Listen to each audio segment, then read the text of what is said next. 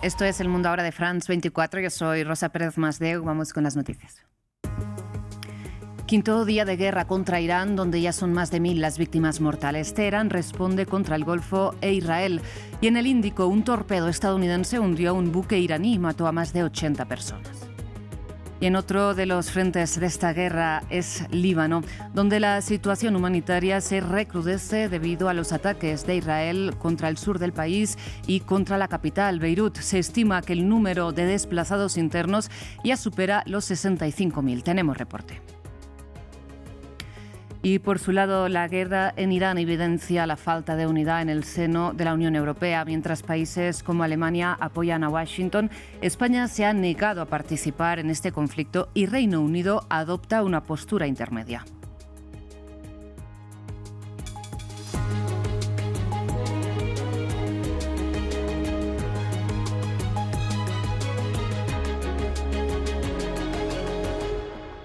Iniciamos en Medio Oriente. Este miércoles es el quinto día de guerra de Estados Unidos e Israel contra Irán, donde, según las últimas cifras oficiales, ya son 1045 las víctimas mortales y cientos los heridos. La República Islámica también intensifica, por su parte, las represalias contra los países del Golfo, donde en total se cuentan una decena de fallecidos, y también contra el territorio israelí, donde son 11 los muertos desde el sábado.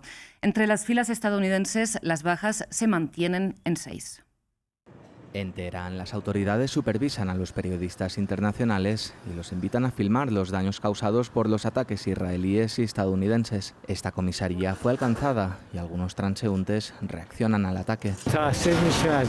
Lamento ver en qué situación nos encontramos. Si Dios quiere, esto terminará pronto por el bien de Irán y la criminal América desaparecerá. El equipo de observadores de France 24 pudo hablar con una iraní contraria al régimen.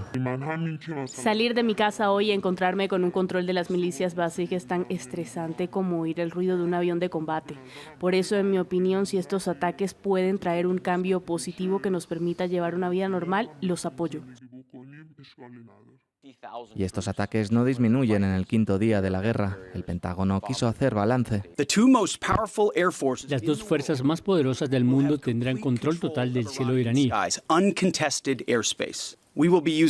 Utilizaremos bombas de gravedad de precisión guiadas por GPS y láser de 227, 400 y 900 kilos. Tenemos un arsenal casi ilimitado. El enemigo ya no puede disparar la misma cantidad de misiles ni de lejos. El ejército israelí también multiplica los ataques.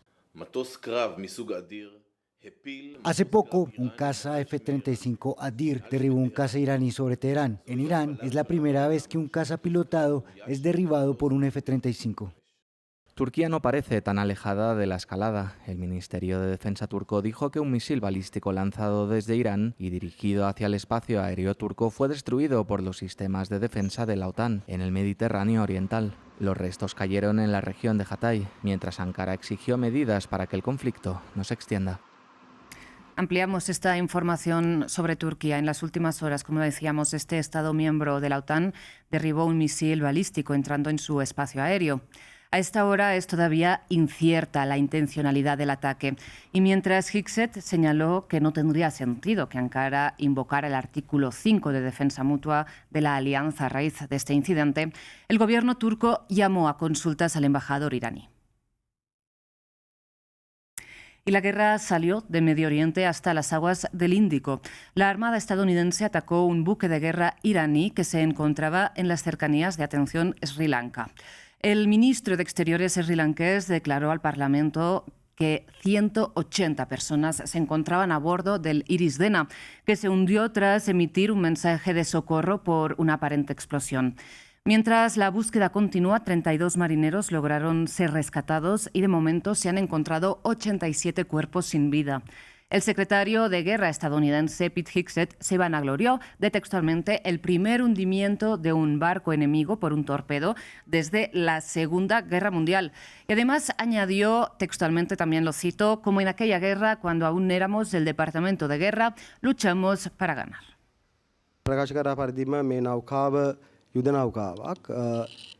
Este buque es un buque de guerra. En lugar de confirmar su hundimiento, al llegar a esa zona no vimos ningún barco. Lo que vimos fue una mancha de petróleo y balsas salvavidas de la zona donde se originó la llamada de socorro. Así fue como decidimos que el barco corría peligro en esa zona. Y otro buque, en este caso un portacontenedores, fue atacado por un dron iraní frente a las costas de Omán mientras transitaba por el estrecho de Hormuz.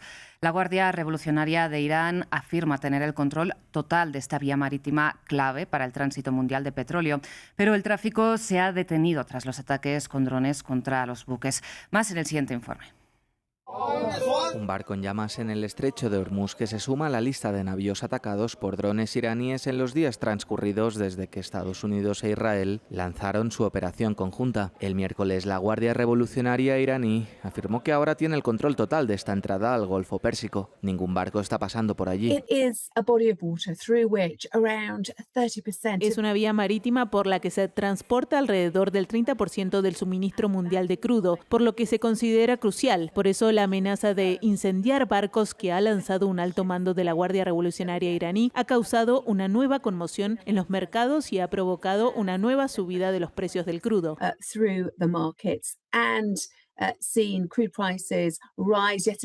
Un bloqueo prolongado del estrecho también provocaría retrasos en las importaciones de materias primas y bienes de consumo, lo que tendría un impacto negativo en la economía mundial. En un intento por evitar tal escenario, Francia está tratando de organizar una respuesta.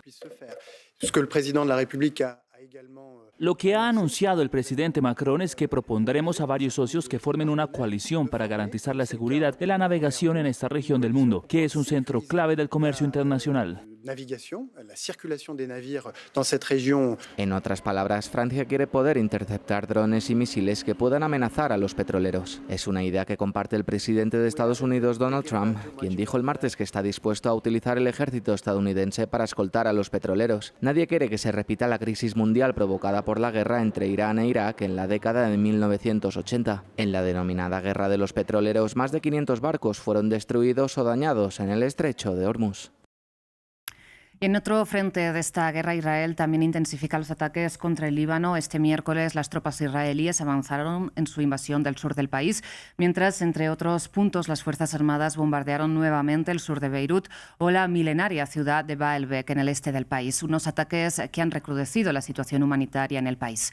Ahora, para ampliar esta información, conectamos con nuestra corresponsal en Beirut, Etel Bonet. Etel, buenas noches, un gusto saludarte nuevamente. Cuéntanos cuál es la situación humanitaria sobre el terreno en Líbano.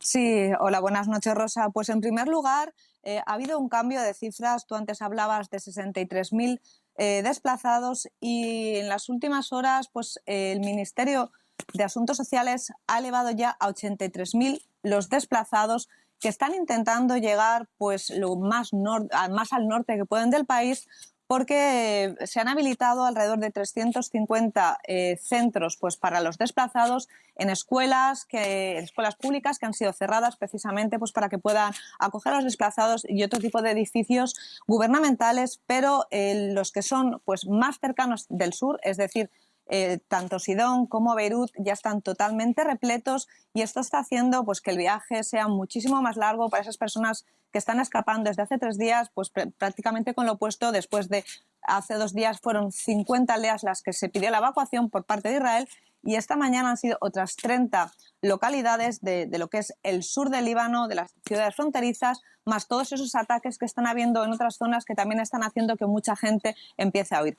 Esta situación incluso ha llevado a que gente que ha llegado hasta el norte del país haya tenido que volver al sur porque es que ya no tienen sitios. Y otro de los grandes problemas que está habiendo es que al tratarse de población chiita, está habiendo un poco de miedo por parte de la gente que está recibiendo a estos desplazados. Por ejemplo, nadie quiere alquilar su vivienda a nadie que venga del sur y que sea chiita porque ya han habido varios ataques. Esta noche precisamente hubo un ataque en un hotel donde habían bastantes desplazados en la zona de Jasmille, aquí en Beirut, y al final resultó que había un representante iraní con su esposa que son los que han resultado muertos. También ha habido una llamada telefónica pues, con voces israelíes, decían, en una casa donde habían cogido pues, a una familia, ¿no?, de desplazados del sur del Líbano. Esto está provocando también pues, que haya ese miedo, ¿no?, por parte de la población civil que no quieran, ¿no?, pues, coger a estos desplazados que vienen del sur por temor a que puedan ser pues, objetivo, ¿no?, de Israel.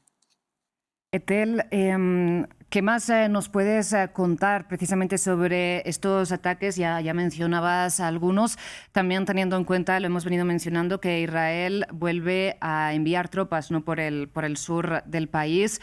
¿Qué novedades tenemos? Y de entrada, muchas gracias por la precisión que nos has hecho sobre esta actualización de las cifras sobre los desplazados. Sí, bueno, pues esta misma tarde ha habido otra vez pues, nuevos ataques, la mayoría de ellos sin órdenes de evacuación, tanto en la ciudad de Baalbek, otra vez ha habido otro ataque donde han muerto 2 personas y después ha habido fuertes ataques en el sur, en la ciudad de Tiro y en la ciudad de Nabatille, y esto está llevando pues, a capitales importantes que están siendo atacadas, no solamente localidades pequeñas de lo que es del sur del Líbano. En este caso, por parte de Hezbollah, han reivindicado no solamente pues, más o menos una quincena de ataques contra el norte de Israel, contra bases militares, sino que también han reivindicado el haber atacado directamente a soldados israelíes en el sur del Líbano, en ese avance precisamente que está habiendo en la localidad de Hiam, que son a 6 kilómetros de la frontera. Desde esta mañana han entrado lo que son tanques israelíes para empezar a ocupar algunas aldeas fronterizas, y esto pues también ha llevado a una gran alerta por parte, ¿no?, de los cascos azules que están, bueno, que prácticamente podemos hablar ahora mismo que se ha roto esa resolución 1701 del Consejo de Seguridad de la ONU en todos los sentidos. Primero, porque Israel ha vuelto a entrar en territorio libanés y no sabemos, ¿no?, se está hablando de que se va a crear una zona tapón, pero también sigue ocupando 5 posiciones estratégicas desde el alto el fuego de noviembre de 2024 y de momento no tiene ninguna intención de salir del país, y esto significa que podría volver a ocupar otras zonas en el sur del Líbano, y esto pues rompe totalmente ese acuerdo, ¿no?, también por parte de Hezbollah, porque está precisamente directamente en el sur del Líbano con combatientes, y evidentemente todos esos lanzamientos de cohetes que ha habido pues, en estos 2 días y todos los ataques con drones pues, evidentemente son material militar que tiene dentro del sur del Líbano. Etel, pues muchas gracias por explicarnos un poco cómo avanza el frente, este frente, ¿no?, renovado en el marco de esta nueva guerra entre Israel y Líbano. Muchísimas gracias, seguiremos conectando. Y ante esta escalada en Medio Oriente que tocó a las puertas de Europa tras ataques de misiles iraníes contra bases de Francia y Reino Unido en la región, la Unión Europea está dividida. Si bien el presidente del Gobierno de España rechaza por completo la guerra, el canciller de Alemania, por ejemplo, apoyó la decisión de Estados Unidos, y el presidente de Francia señaló que Estados Unidos e Israel habían actuado fuera de las leyes del derecho internacional, pero tampoco condenó estas acciones. Gabriel Colchen nos lo explica. Mientras arde Medio Oriente, a Europa le cuesta adoptar una posición unida y clara ante una escalada que inició con los ataques de Estados Unidos e Israel contra Irán. Al día siguiente de los primeros bombardeos y de la respuesta iraní, el E3, Alemania, Francia y Reino Unido publicaron una declaración conjunta advirtiendo que podrían adoptar medidas defensivas para destruir la capacidad de Irán de lanzar misiles desde su origen. Tras los ataques iraníes del domingo contra una base francesa en Abu Dhabi y una base británica en Chipre, que no dejaron daños importantes, París y Londres precisaron un poco más su postura. Francia anunció su apoyo a Chipre en su defensa antiaérea y el despliegue del portaaviones Charles de Gaulle en el Mediterráneo. Por su parte, Londres se involucró un poco más directamente en el conflicto y en su cooperación con Estados Unidos. Los aviones estadounidenses operan desde bases británicas. Esto demuestra que la relación especial está en marcha. Los aviones británicos derriban drones y misiles para proteger vidas estadounidenses en Oriente Medio desde nuestras bases comunes. La voz disidente en la Unión Europea es España, y eso ha desatado la frustración de Donald Trump. Madrid se ha negado a dejar Washington usar sus bases para atacar a Irán, y el presidente estadounidense, en una reunión con Alemania, amenazó con romper relaciones comerciales con España. Y por tanto no vamos a ser cómplices de algo que es malo para el mundo y que también es contrario a nuestros valores e intereses, simplemente por el miedo a las represalias de alguno. En primer lugar, no a la quiebra de un derecho internacional que nos protege a todos, especialmente a los más indefensos, a la población civil. En segundo lugar, no a asumir que el mundo solo puede resolver sus problemas a base de conflictos, de bombas. Y finalmente, no a repetir los errores del pasado. En definitiva, la posición del Gobierno de España se resume en 4 palabras: no a la guerra. Si bien Merz se quedó silencioso ante las amenazas de Trump durante su encuentro, Francia y la Comisión Europea expresaron solidaridad hacia España. Muchas gracias por su atención. Hasta aquí esta edición informativa. Enseguida regresamos con más.